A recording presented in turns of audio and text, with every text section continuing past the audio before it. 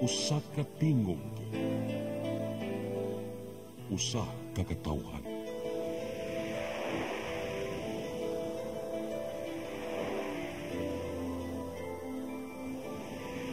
Cebu Catholic Television Network.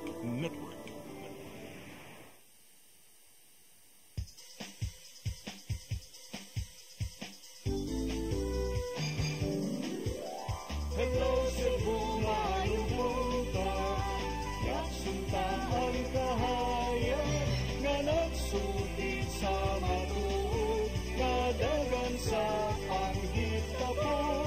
Hello Cebu, maayong buntag Pinoy.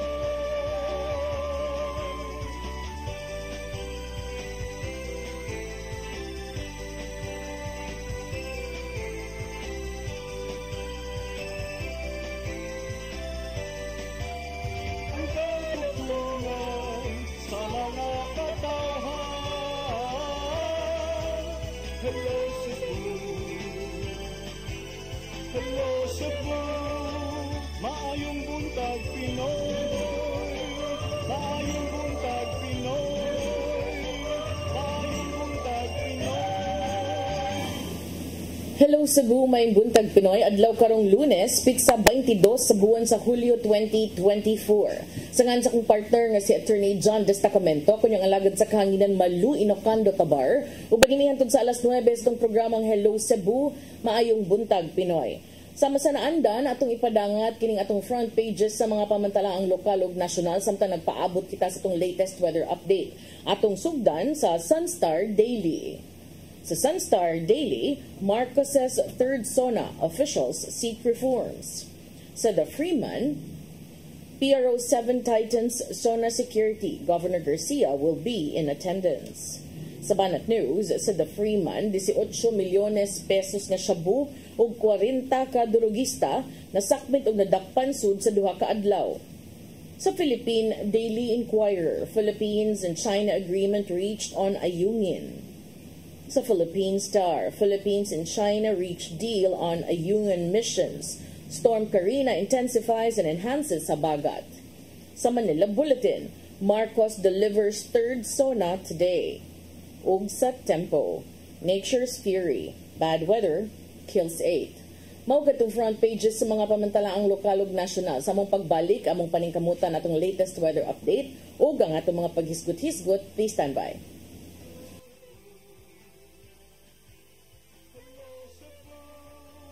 Maayong buntag Pinoy, maayong buntag Pinoy, maayong buntag Pinoy.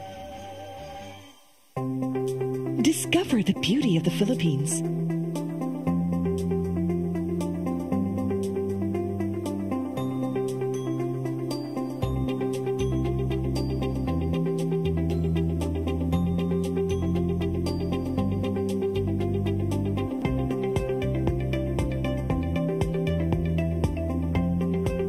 With Philippine Airlines, the country's flag carrier.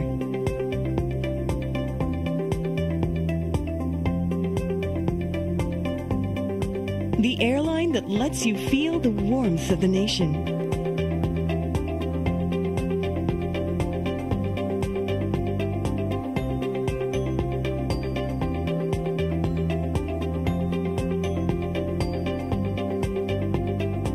Mabuhay!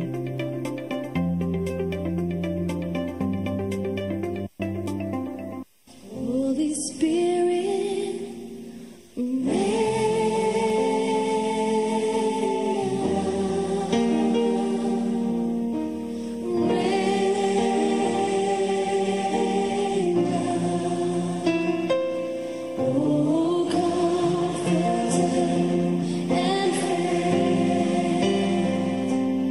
help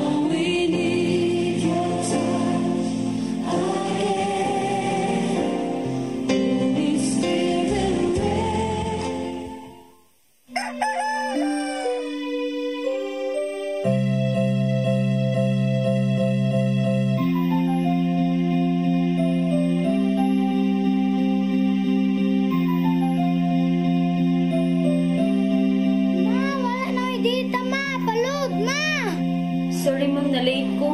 Nangita pa mong gusto para internet sa kong anak ma'am. Ay, wala na yung problema. Pag-sinisibo. Sinisibo, sinisibo. For your internet connection. And for the signal of your cable TV. So fast and straight that transmission to your home. Sinisibo. Sinisibo, sinisibo. Offers you to have fiber optics. For your viewing experience, perfect and clear so far. So great and affordable for you to enjoy. Sinisibo. Cebu Television Network Incorporated offers fiber to the home broadband internet bundled with fiber to the home cable TV connection. Cebu Television Network Incorporated with its operation in Metro Cebu and the whole province of Cebu soon. And affordable for you to enjoy. Sinisibo. Be equipped, be empowered, and be informed. Caris, Philippines. 2 national events will be held in Cebu City this year. First is the Caris National Leaders Conference, a gathering of spiritual directors, diocesan coordinators, and all leaders of charismatic communities on July 27 and 28, 2024 at the IEC Convention Center.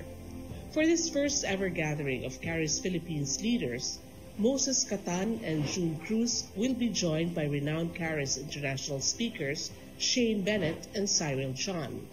The event will be hosted by Couples for Christ in Cebu with the theme, You Will Be My Witnesses, Acts chapter 1, verse 8.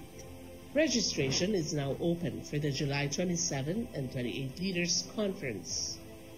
Come October 4, 5, and 6, another gathering will be held in Cebu City, the first National Caris Conference, which is open to all charismatic communities, realities, and expressions.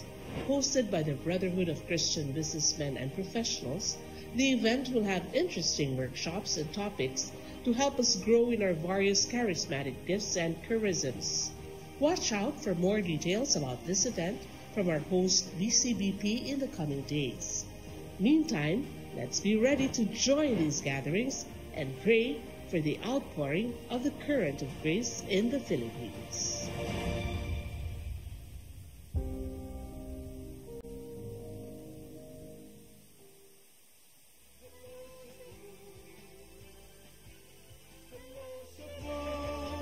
Maayong buntag Pinoy. Maayong buntag Pinoy. Maayong buntag Pinoy. Balik sa Hello Cebu, maing buntag Pinoy. Nyari ta sa tong pag-isgot-isgot partner karon kay Lunes, so wala tay mga balita nga nahipo sa atong news department. Pero unsa imong gustong unahon na tong hisgot partner? Atong unahon karon ang gipaabot no nga pagpahigayon sa SONA karong hapon sa presidente. So samtang nagpaabot ang takibag unsay ang hisgutan, dunay pipila ka mga gipang interview no sa Sunstar nga nipadayag sad sa ilahang mga gustong madunggan gikan ni Presidente Ferdinand Marcos Jr. sa ikatulong nga State of the Nation address nga gitakdaon niyang hapon. Una nga nihatag og pamahayag mao si Cebu City Representative Eduardo Rama Jr. kon Congressman Edu Rama nga nahinabi sa mga tigbalita kagahapon og niingon nga siya nagpaabot and is looking forward to hearing Marcos Jr.'s administration's milestones and accomplishment. Kay isip ko no, usa ka magbabalaod, nagpaabot sab siya sa listahan sa mga legislative priorities sa presidente, specifically legislative measures to further economic development, mopalambo sa education system, mopalambo sab sa agricultural sector ug ang direksyon sa polisiya kabahin sa artificial intelligence. So niingon siya nga padayon sila nga committed sa pagsuporta sa presidente ug sa iyahang administrasyon. So kani atong inyong nakita karon file video nino kay kuan man ni wa pa man nahitabo ang SONA karaan ni nga SONA mao nang last year ni mao nga ang Senate President si Zubiri pa.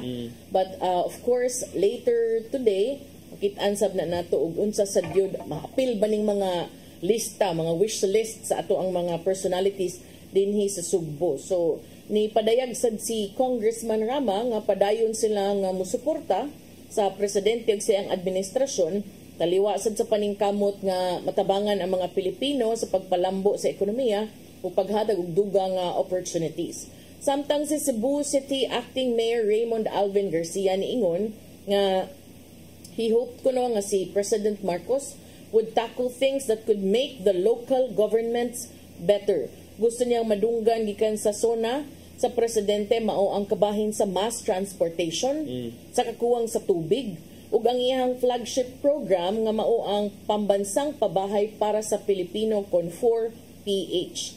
Matud ni Acting Mayor Garcia, those three will directly affect the local governments and the localities of cities and municipalities. Daghan pa kuno matud pa kaayong problema ang Cebu City, di ilang tubig, baha, traffic ug housing daghan pagid kaayo.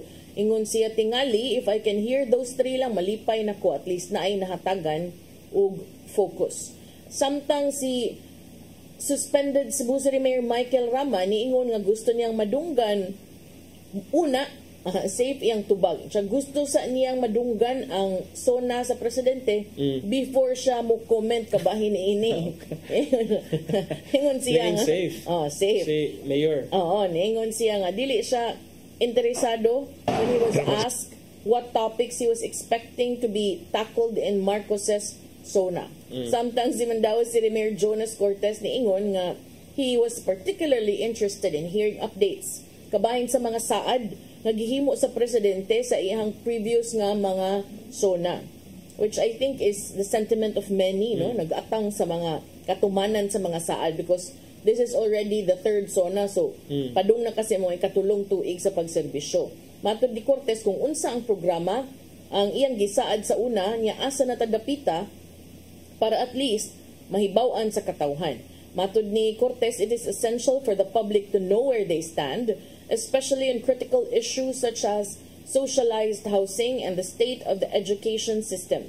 Iyahasang gitumbok ang kaimportante sa pagpalambo sa edukasyon, viewing it as a fundamental tool for addressing the nation's persistent problems.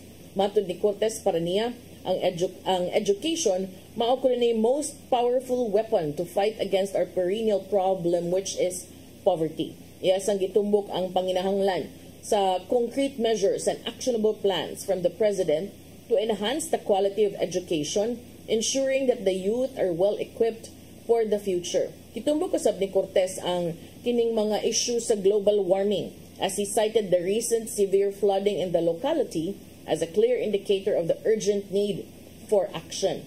Matud ni Cortez, nakita niya ang kagrabe sa unexpected flooding and this is a wake-up call that global warming is a global challenge that needs global solidarity.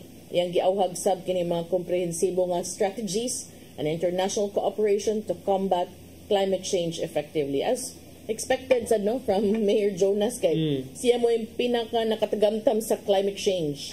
Okay. Ang Mandaue permi man mura mo gudning Mandaue og kanang imbudo ba ang mga tubig gikan sa lain-laing bahin sa Cebu adto padung nila, especially from mountain areas of Cebu. Interesting ni partner no kining SONA this year because atong mahinumduman nga before sa iyang SONA last 2023 taas kaayo ang approval rating si President Marcos at 80%. And then sukad na natong grabe ang inflation, pagsaka sa presyo sa mga palaliton ug uban pa mga issue that hounded and continue to hound his administration mo nga ni ubos ang approval rating to 65%. So atong makita karon kung unsa kaha ang mga iyang hisgutan sa iyang SONA to possibly win back to gain more trust from the public, to regain the trust that he lost no kay gikan gud to sa taas-taas na ni ubos, di ba? So kana, and ako asa jud as ayano nga lungsuranon pina Sir Jobert pa ang ako alam sa jud gusto madunggan partner is kana lagi jud measures that will directly affect us as people or as kanang mga end users or consumers. So kanang ways on how we can possibly control the rising prices of basic commodities kay kung kita nagkalisod na ta partner niya naagi tay trabaho, how much more katong wala. And also kining tension in the West Philippine Sea, although lately there was a good development lately nga last July 2 naka-come up naman di ay og agreement Nakasabot na sila. nakasabot na ang China ug Philippines Which I hope they will follow. hopefully. So I think iyasa nang hisgutan, and then of course that naging question about the pogo illegal pogos in the country ato sa nang atngan partner. Yes, I think that's also, actually ako, personally, that's one that I really want to hear because I think it's high time to address that as a nation. Especially with all the kining circus that's been going on the past few months, no? So, would be good for him to address that. I also noticed a special concern, mostly from katong mga na-issued statements, on education. Could this have something to do with the President's trust rating ni Us-Us and the Vice President who used to be the Education Secretary and her trust rating wala ni Us-Us sama sa Presidente?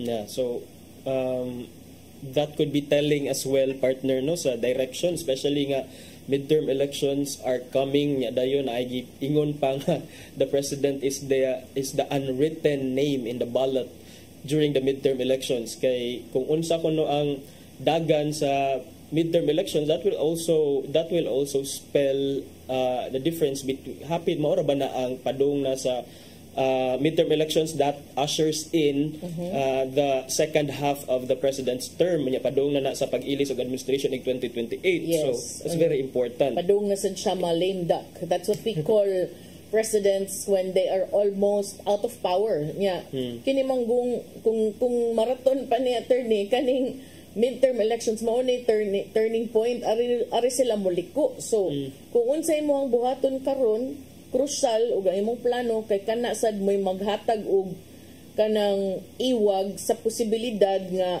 doon na pa ba kay gahom naog nimo sa posisyon. Doon na pa ba kay power nga maka-endorse sa mupuli sa imuhang katungdanan or muaut na ba imuhang gahom kay adto na sad manglabang ang mga kusog kaayo mang dapig-dapig ngadto na sad sa imuhang posible nga imuhang vice president kay posibleng maunay magpapili po ng pagka-presidente. That's right. And usa sad sa atong sa ako personally gusto nako makitaan is because of the recent development about ilang fallout ni Vice President Sara Duterte, I think that President Marcos really needs to address on the issue of divisiveness, of whether we are really united, and he must be able para nako to sell again himself. I mean, people are not blind. Nagsunod sila sa kining mga issues, nakakita sila sa mga developments, and para nako as a nation, as a president, dili lang as a political leader, but dili lang siya for the sake of politics, but for as he being the president of the Philippines, para nako it's important nga iya sang i-address ang issue on unity nga hopefully maka-gain back, ma-assure niya ang katawhang Pilipino nga even despite the recent developments with his former kining mga his running mate. Yeah, running mate. Iyang kay-unit team despite anang issue na disband sila, that maybe there should still be unity somehow. Do you think it's still possible? No, I don't think it's possible. But para nako, importante na siya para the president can, ingon ka, partner, nga politics is a game of perception, and people will, kung unsay nakita sa mga tao, maka-affect din na siya sa imong performance at kung unsa lang perception. So, not that we can be consoled or we can be swayed by sweet talk and all, but para nako gusto sa dako nga madunggan sa iyaha kung unsa gyud direction nga gusto niya i-implement para asa ta nga direction niya dadon as a nation, considering he's halfway through almost into his presidency. Plus considering the fact that he never issued any statement with regards the resignation of the vice president from the secretary from the education secretary. So, what does that speak of him? And what does that speak also to to those people surrounding him who maybe are the only visible ones nga medyo nakigburuka sa Vice Presidente, because the President, you have not heard him issue bad statements or negative statements against the Vice President. But you also did not hear him issue any statements nga, oy, undangin na ninyo, ay na ninyo ko anak kay ako ng Vice President. Wala may ingon ana. So, duha man. Pwede ka mo tingog, aron mahilom sila. Pwede sad ka mo tingog, aron tiwasan mo siya. But wala man. Either of those, wala. So, wala. Kumuing kag optics, you cannot always remain neutral about something.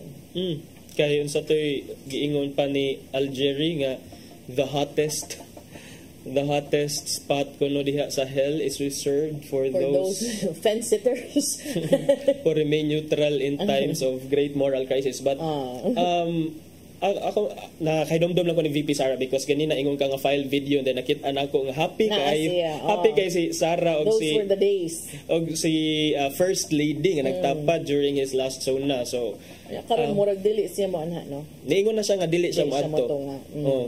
Kay she has already appointed herself as the designated survivor. Diba? Isaka og balik ang designated survivor noon.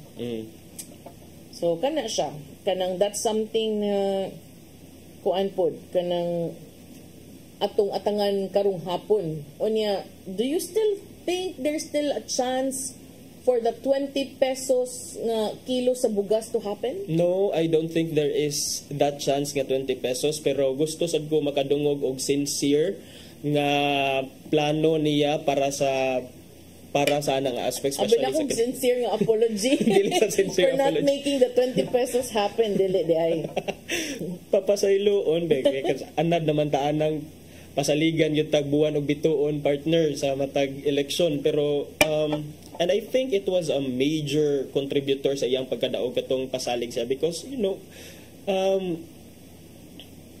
rice is a Filipino staple, so kining kung when it comes to presyo sa bugas nga imuhang kung magpasalig kag inana, then usually, I mean more often than not, that should connect to the people, but mo lagi na karon people are getting bored, people are getting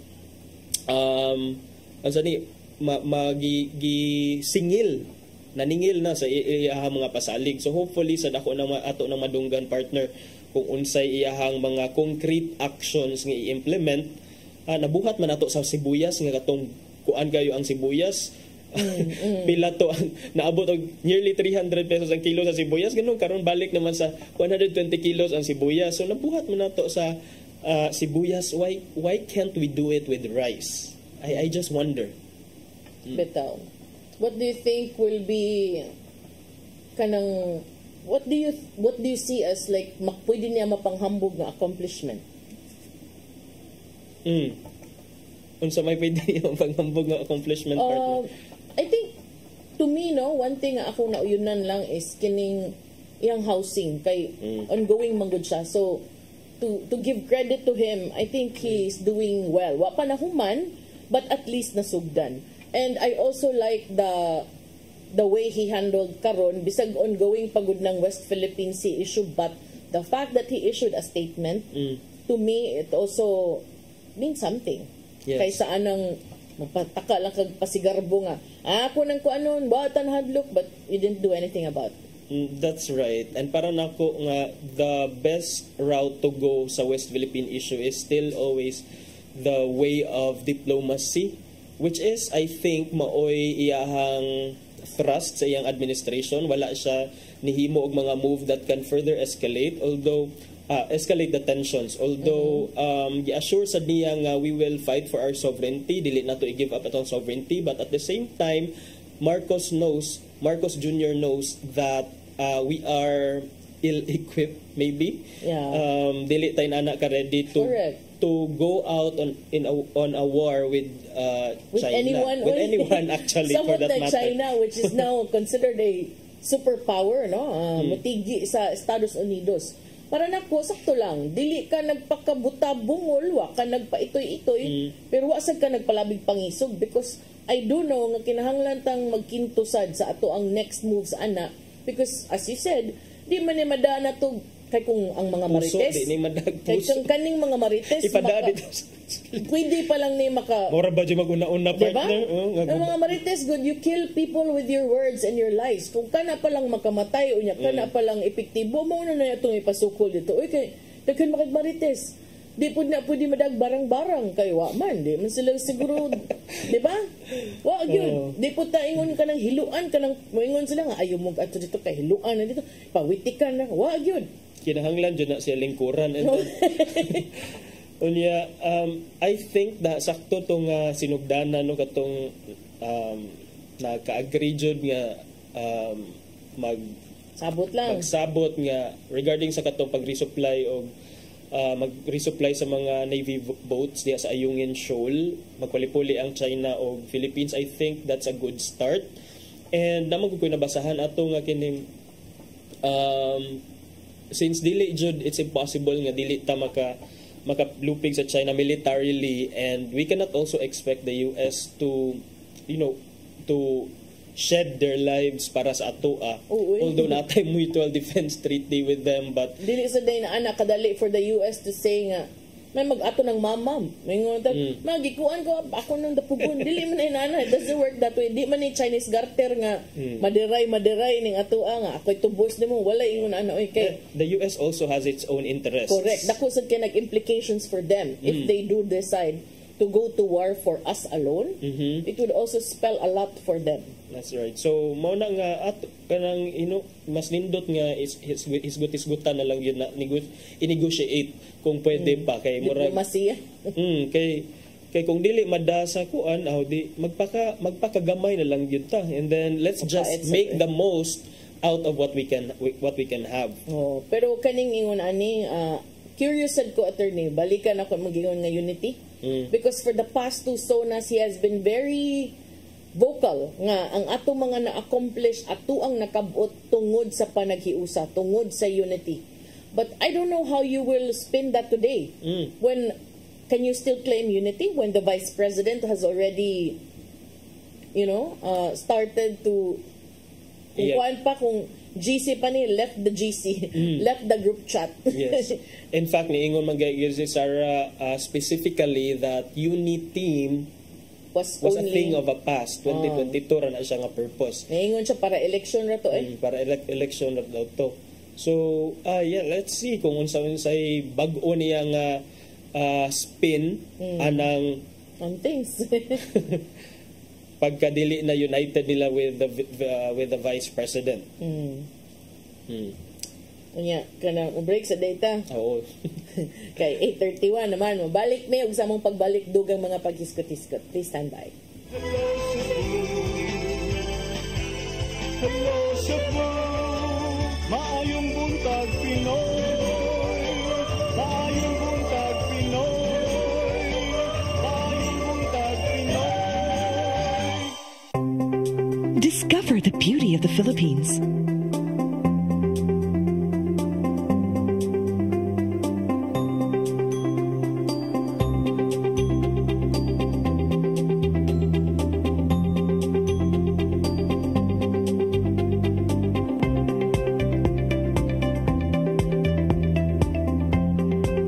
With Philippine Airlines, the country's flag carrier.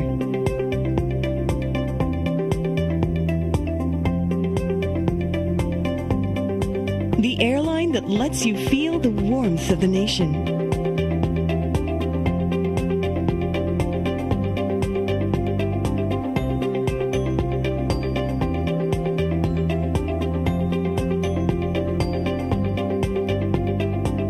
Mabuhay.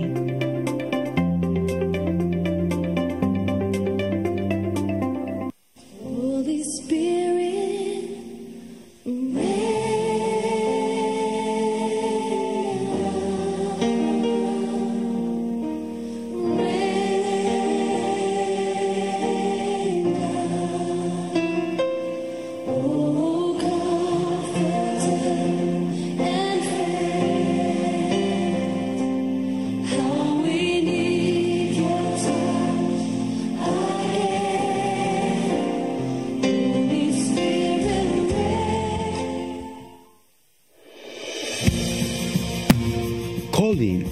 leaders of Catholic Charismatic Renewal Communities, diocesan coordinators, and spiritual directors. Be equipped, be formed, be informed of the worldwide movement of the Holy Spirit through the first National Charismatic Leaders Conference to be held on July 27 and 28, 2024 at the International Eucharistic Congress Convention Center in Cebu City. The theme of this special gathering is taken from the Acts of the Apostles, chapter 1, verse 8. You will be my witnesses. Together, we have a mission to bring people closer to God in our synodal journey. Let us be united. The Charis Philippines First National Charismatic Leaders Conference.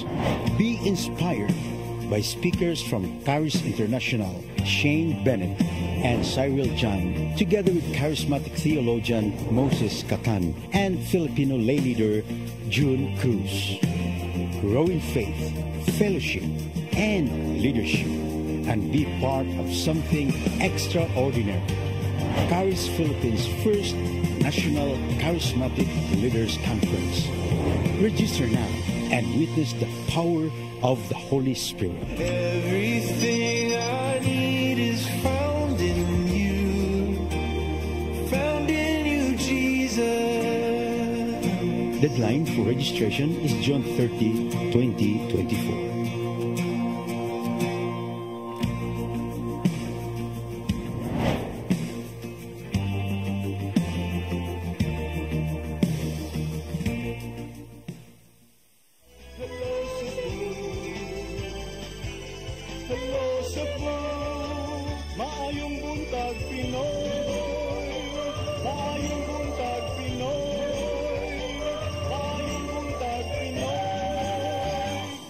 Balik sa Hello Cebu, maing buntag Pinoy.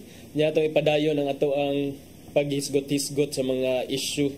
Partner, ako ang gustong tukion na pod partner. Kaya doon ako nabasahan nga gusto na sad pa imbestigahan sa Cebu City Council kinilagi ko nung anomalya sa pagpanghatag, pang-distribute o mga senior citizen financial assistance alang sa mga senior citizens. Kay matod pa sa privilege speech ni Cebu City Councilor Pastor June Alcover Jr. Niadtong miaging simana, doon ako na mireklamo nga usa ka senior citizen, octogenarian ni siya sa ato pa yung edad 80 kapin nga taga Barangay Guadalupe ni adto sa iyang opisina niingon nga I'm entitled to 5,000 pesos pero ako nakadawat kay 80 naman ta kong edad. Kay under sa Cebu City Ordinance 2631 partner ang octogenarians o katong mag-edad og 80 years old basta kabot kag 80 naa kay 5,000 pesos nga financial assistance gikan sa syudad. Kung 90 naa kay 15,000 and then kung 100,000 akong 100 years old naa kay 80,000. Then siya 80 years old siya unta unya dayon ang nahitabo kay gitagaan siya claim stub sa taga Office of the Senior Citizens Affairs. OSCA. Unya initially gitagaan siya claim stub nga sir mao ni ang imong date kanus ami mag-distribute. So nagtuo siya nga adto siya sa second batch kay ang giingon is nang-apply ni siya September 2023. Ingon siya nga, March pa ni ma-distribute, sir, sa third batch. Pero it turned out nga, gi-move di ay sa taga, ambot kung kinsay nag-move, gi-move ang iyang schedule, balik adto sa second batch pagka-December. So, by the time nga gi-distribute pag-December ang second batch, ang gibutang nabutang adto nga remark sa iyang pangan, unclaimed. Pero wa ni claim, yan, isirado na ang books. Libro, yes. Kana, accounting records. So, muna karon nga, nidangup siya sa opisina ni Pastor John Alcover kay dunay ambot of this is just a mere case of miscommunication pero if dili ni siya maayong panag-ingnan for future purposes because tanawa 80 anyos mao imuhang pagsigig paluapon diha and then balik-balik pa kung ako say tiguang magsalig ko nga gitagaan man ko ani nga stub. So moadto ko inig ka magpaabot ko Sa until iyong sabot. Sa iyong sabot. Wa sad kang gipahibaw. Wa sad gipahibaw. Pwede raman sa doon tato ug wa siya telephone number, pwede ra sa tato ipapangita siya sa barangay kay registered man gina sila. It would be the barangay would know best kung asa ni makitaan. Mao na nya tuod man katong buwan sa Marso nag-follow up ko no ang senior citizen matud pa ni Pastor Alcover nya kung kanus-a makuha ang iyang financial assistance kay mao man tong Marso nya gitug-anan siya sa taga-Osca nga iyang pangan ilang gibalhin sa second batch distribution nga ilang gihimo ni adto pang December 23 na paso na hinoon wa sa kaybaw. So matud pa ni Alcover nga tungod atong wa makadawat ang maong residente sa maong financial assistance sa second batch remarkan siya og unclaimed. Kung next nga pangutana aning mga unclaimed nga financial assistance asa man ni kung wa siya na claim mabalik na siya nga tos panudlanan sa city unya di na ka makaklaim na kay masira ng libro.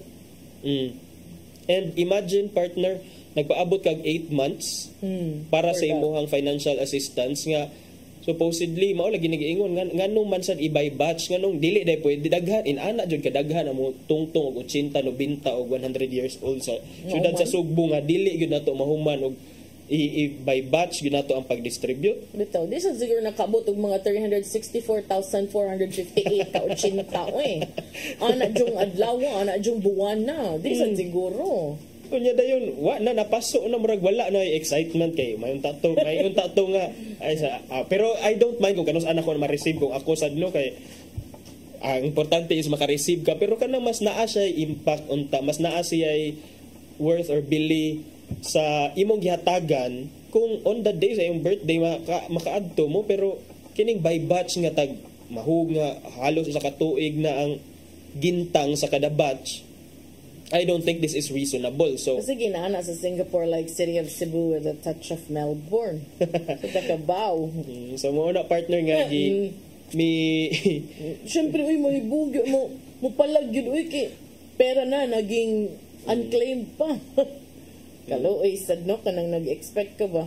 Kanang nagsaad in town kag something, nag-expect kag something.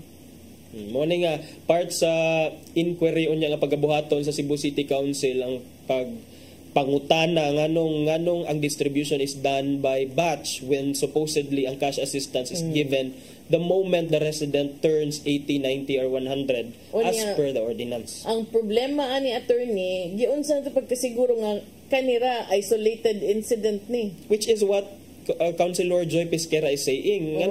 Nganong nagyaw-yaw pa man kuno si Alcover ani nga this is just a mere case of miscommunication kuno para niya kay this imurag isolated case. Disay ka kasiguro kay ang uban ba hasulan na lang ingon na lang di na lang. Daghan man kuno ingon man si Alcover nga hangtod kuno karong mga panahon na daghan kuno kay mga seniors nag-edad og 80 og 90 nga wa makakuha sa ilang financial assistance. So niingon si Alcover nga doon ako na records nga doon ako na mga pipila ka mga instances ka ng unclaimed lagi. Kaya nga naman, kay wala na kaybaw ang senior citizen nga na-aday schedule. Kana. So, dugay-dugay naman ni ang programa. Dili raman kani ang lahi ni siya natong ilang quarterly nga senior citizens aid partner no lain ni siya kay kini para manisa katong mag-birthday 80th, 90th o 100th ni mga birthday maka-receive ka og financial assistance from the city government. So muna nga although niingon si Councilor Pesquera nga this could just be a miscommunication and ang problema diha if ang gibutang nga remarks is claimed niya unclaimed man ang gibutang. So there's no problem there in fact. Kung claim meaning na ilang ni kubra mas dakong problema. Mas dakong problema. So muna but still the council as a whole not as a whole but majority of the council still voted to look into the matter. So muna itong tan-awon kung asa ni padung ang ilahang investigasyon kabahin aning pag-distribute. True. Ako I would still want that, you know.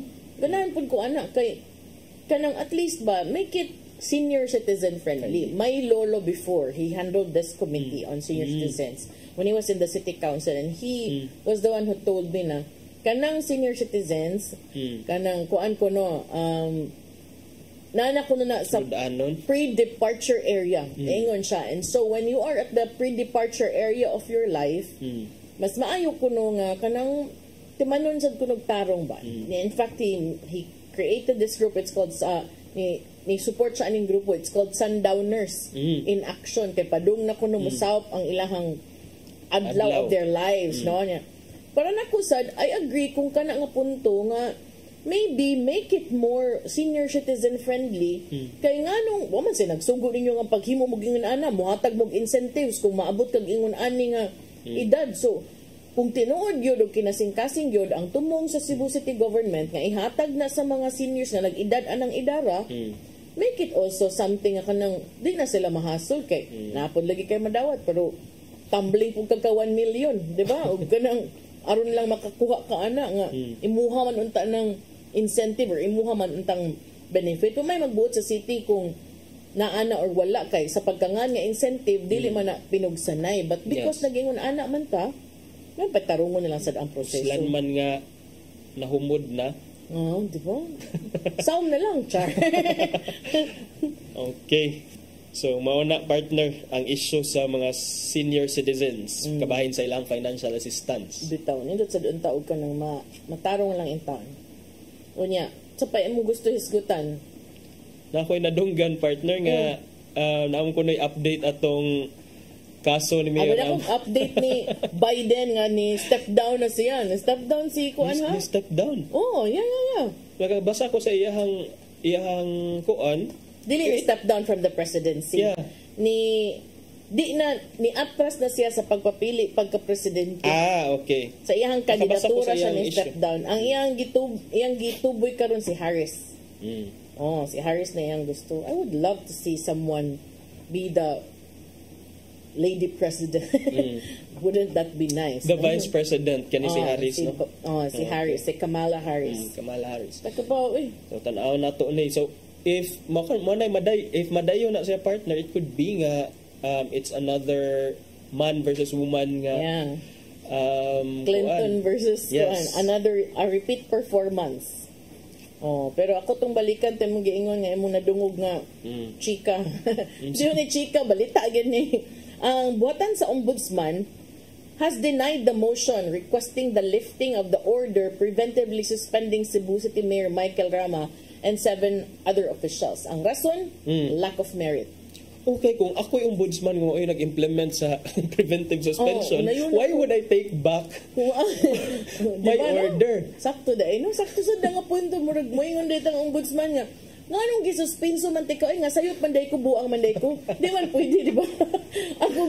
ako yung nagpakanaog ana, di ba?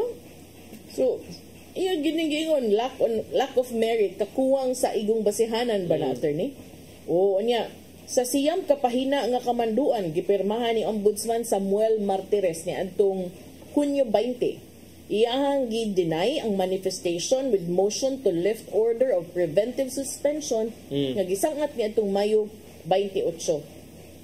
Sa message dayon dito nadawat sa Sunstar, ningon si Mayor Michael Rama, he had no idea about the latest development. Lagi na lang. Kung na siya idea about the latest development. Ningon si Mayor Michael Rama ni adtong July 19 nga ang iyang preventive suspension was unjust and did not follow due process, particularly in the case involving 4 unpaid employees at City Hall. Matud ni Rama siyawg ang 7 ka mga opisyal experienced total darkness, murag eclipse di and felt helpless during the serving of the preventive suspension. Ingon siya, wala kong kasalanan, walang-wala. Nang Tagalog siya kay ito Maris Manila Impress ko. Ingon siya, the case was first docketed in Ombudsman Visayas last March, only to be redocketed in the central office in April or a few days before his suspension. He believed it had something to do with a prayer rally in support of former President Rodrigo Duterte held in Cebu on February 25, which he attended. Pais ta na nag-believed. Samot na sa kalagot noon, samot na gid nung kag dili ka magtagaag consideration ani kay mura man imong gingnan ang ombudsman bias man mo. Tungod man sa kuan, di man tungod sa legal nga mga basihan. Kunya, I don't know, by the time siguro, so unsa man taron, today is July. So murag May, June, July, mag 3 months na sa iyang 6 months nga suspension. So November siya mahuman partner na sa pagkahay mga paaboto niya, napaka siya balikan diha sa Cebu City Pero Park kana November. sa preventive suspension pa na, di pa na mao ang penalty ha? Dili pa ni mao ang penalty. Unya, niingon man sila, ang ilang tubag adto nilang katong pito si Mayor Mike, ang respondents, niingon sila, ang ila kunong katungod nga pahibawon sa nature sa accusation batok nila in accordance with due process were violated. What kind of defense will that be ngadto sa ombudsman, nagtanaw sa ombudsman? Murag, di ba kami nga ng ombudsman na naka-violate? It's a normal man nga, not normal, but it's the usual defense nimo nga imuhang erase kanang nga I was deprived of my right to lain sa kay mo ingon lang sa sila niya, okay ra know the nature of the kaning accusation hurled against me nya. Tanawon man sana, timbang-timbangon man sana ang imuhang mga rason, imuhang mga rasones, mga depensa, timbang-timbangon sa ombudsman kung ay ang trabaho raman diha at this stage is just to determine raman yung probable cause, and it doesn't really, you don't really have to be guilty at that point. Basta ilang gibarugan nga ang reklamo ko base sa uncontroverted and biased information nga gisangat sa upat ka mga empleyado sa City Hall nga nibarug isip reklamante. Unya, some information ko was left out, such as the separate petitions for review on January 8 before the Civil Service Commission Central Office on February 23. Pero obligado ba ang ombudsman nga mususi kung doon na ba laing mga nag-ung-ung nga petition attorney, or are they just supposed to handle the cases that set before them? Ang ombudsman kay wala man nakahibaw kung unsay mga kaso nga imong giatubang sa laing mga humanan. So di ba ombudsman ra gyud. So is it safe to say nga lahi to nga bisag same in nature, lahi to nga reklamo ang gipadagan ngadto sa civil service, lahi pud ang reklamo nga gisangat ngadto sa ombudsman, bisag same in nature? Bisag same ang nature. So, ang importante diha is walay overlapping of jurisdiction. Sa ombudsman, kung ang case is cognizable by the ombudsman, then okay ra na siya nga i-treat yapon sa ombudsman. If and when ang katong even if related siya to the same controversy, pero the nature is more on the administrative side, sa civil service nga aspect or lahi angle. Lahi to ang civil service, di ba? Sa area man gitong benefits dito. Dire sa ombudsman katumang mga kuana, mga your character and what you did as a public official, di ba? Conduct mga inana ba? Conduct unbecoming, and I don't think nga at the first instance dili na siya ma-recognize sa ombudsman nga wala man day may jurisdiction ani because nanani didto sa civil service. The fact nga gi-treat na sa gi-accept sa ombudsman and then gisugdan nila ang pag-investigate says something about the presence of jurisdiction sa ombudsman. So if inana magani nga CSC nganong man sag wala naa sa CSC ang kaso, nganong man sad nga wala nila gi-raise at the earliest opportunity, at the time nga wala pa naka, for example, issue of preventive suspension. And atong mahinumduman nga the time nga ni-file sila sa motion ato sa ilang preventive motion for reconsideration on the preventive suspension, idiretso sila sa Court of Appeals, which was the wrong route, kay ang nag-issue sa preventive suspension was the ombudsman in the first place. So ni bypass sila sa ombudsman. So murag they seem to be not getting their acts right. You just didn't want to say it. Murag kini sa man gyud. Murag kuan sila. But ang tubag bisan sa ilang mga gipang-ingon, no? But akong pangutana ani partner ba ang nag-file ngadto sa ombudsman are the very same people nga katong involved sa CSC? That I don't know. Wala. Kaya pwede naman good nga bisag dili ikaw ang direkta nga hintungdan o nga nasakit lang yun ka. Di ba? Kung ombudsman, pwede man. Yes. Anyone can file. Labi pag mapublicize na. motu proprio, they need to act, di ba? So, ingon sila nga, evidence of guilt is not strong, the resumption of the respondents, wa kuno naka-hamper, Mayor Rama kuno will suffer grave and irreparable damage if the preventive suspension is not lifted. But ang tubag ni Martires nga ang gahom sa ombudsman to impose a preventive suspension, in this case, was to conduct an investigation that would determine appropriate disciplinary action against alleged erring public officials and employees. So kini kuno nga preventive suspension para ni nilang tanan, no? Di lang si Mayor Michael Rama, apil ko yung mga kauban, apil mga empleyado, aron mapugnan ang posible nga pagmaniobra o pagguba sa mga dokumento o ebidensya nga gihuptan sa respondents, lakip na ang posibleng pagpanghulga sa mga saksi. Nga naman, kay naaman sila sa City Hall. Yeah, pero 6 months yun, tunga sa tuig inyong kinahanglan na nang taas-taas so for that case. Taas siya for ombudsman. Taas siya for ombudsman. Oh. Dugay ra sad kaayo. Yeah, puro man sad ka nang lihuat gyud nga mahuman ang filing, ana. May nga sa siguro ombudsman, mao nang dili ikaw ang ombudsman. Kami man ang ombudsman. Attorney, katapusan akong tanaw pag mata na ko ganina, dili ka ombudsman. Yeah, but i-consider sa nimo ang nature sa case, na dayon kung very complicated ba ang mga issues involved. Pero mo ingon sa dang ombudsman. Caseload sa ombudsman siguro is dagan sila. Usab man dayon. Pero tinuod ay kanang basin sa naday uban di day kaya og 3 months lang. Yeah. And then pwede man na siya ma-extend siguro as far as I know. Ipa-extend na gyud doon. Reklamo pa kita ganina nga taas sa kaayo for ombudsman karon imo na nang ipa-extend. Remember ha, dili ni penalty ha, kuan pa ni in the course of the investigation. Mao gani. So, pwede siya magbalik inig ka November niya. Mao lang ang pangutanan na pa siya balikan niya. Inapabag siya tawo nga masaligan sa City Hall by that time. And iyang vice kauban ba na sila? Yung running mate ba yan na niya? Yung vice acting mayor naman karon. Ano daw? Niya nagmurag ubay-ubay na mga na-implementar nga mga kuan kabag-uhan. Basin sa together we can make things happen. Nakani together ba is it? Makahip-hip hooray pa ba si Mayor Michael? Kuan ba yan na sila? Running mate ba yan na niya ha? So far, wamang po nakainumdum po niya ni Storyag Bate in fairness, si acting Mayor Raymond Alvin Garcia. Yes. Wala man. Wala siya imbitara. Kaya diplomacy works. Ang diplomasiya, di ba? So, mana, ato ning atangan kung unsay padulungan ani, unsay endgame ani, basta 3 months into the preventive suspension, ingon ang ombudsman, dili. Di may musugot. Walay kwenta ang inyong gisangat nga motion, walay mausab. Magpadayon ang preventive suspension. So, mao na.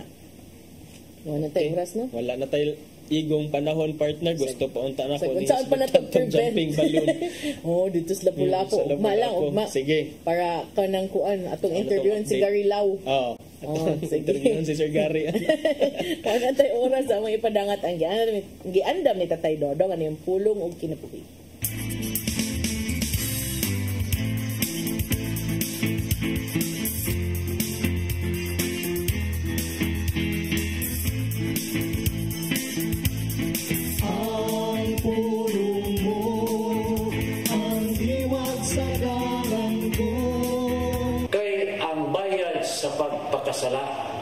Mo ang kamatayon ug ang gasa sa Dios mo ang kinabuhing way katapusan nga na kang Kristo Jesus atong Ginoo. Roma 6:23. Tungod kay kita makasasala sa pagkatao pa lang nato gikan sa sabakan sa tuninahan, kita naisip ng mga patay. Sa Salmo 58:3 nagingon, ang mga dautan, nagpabiling dautan sa tibok nilang kinabuhi. Bakakon sila, sukat sila pagkatao. Mabot kita dinhi sa kalibutan na namatay sa itong mga sala o sa itong pagkinabuhi. Ipasagda na ito ang sala na magpabiling ka na ito. Tungod nini, huwag katarungan kita makapuyo sa kinabuhing dayon uban sa Ginoo. Kaya wala man kita ibuhat na makahimo na tugtakos alang nini. Apan salamat sa Ginoo tungod sa iyang nakugugma kanato, iyang giula ang iyang kinabuhi aron kita mabuhi diha kaniya. Wala si bisan unsa nga makatugma tungkad ini maong misteryo. Dili kita tapos ug igo lamang kita sa pag-ingon. Ginoo, salamat kayo sa imong gibuhat alang kanato. Usa kini katalagsaong grasya. Maigsoon, mo kini ang ulong nga naghatag kanato kinabuhi karong adlaw. Ugampo kita. Langitong naman, ang imong gasa huwag makatapong sa kabililon nini. Ginoong Hesus, imong gihatag imong kinabuhi aron ako mabuhi. Daghang salamat sa imong gibuhat alang sa among kaluwasan. Amen. Ang samahan sa anak ni Espiritu Santo. Ang pulong mo, ang liwat sa dalan ko. Pulong ug kinabuhi ni Tatay Dodong Lenchua mo ay nagtapos sa atong tulomnon. Daghang salamat sa Philippine Airlines. Thank you sab ni Archbishop Jose Palma, Nanay Diana Limchua ug Tatay Dodong Limchua. Thank you, Sir Dennis Tabar, sa mga kaubanan sa TOC, Sir Robert, Miss Inday, Sir Matmat, Miss Joanne. Thank you sab Sir Mike. Saka dyan. Sir Michael, Sir Rodel, Sir Raymond, Sir Bruce, and Sir Ferdy. Thank you. Iya naman gid ang gipaklaro. Ferdy. Okay. Ferdy lagi din gipaklaro. Nagnaigamay ang kalagot, nakasense ka. Maragok ani kakape si Sir Ferdy. Di natin kape, uy. Di natin kape, okay. Bitaw, salamat sa inyong papakig-uban. Ako si Malu Inocando Tabar. O ako si Attorney John Destacamento. Magkita tagbalik ugma sa dugang mga pagisgot-hisgot sa atong programang Hello Cebu, Mayong Buntag, Pinoy. God bless us all.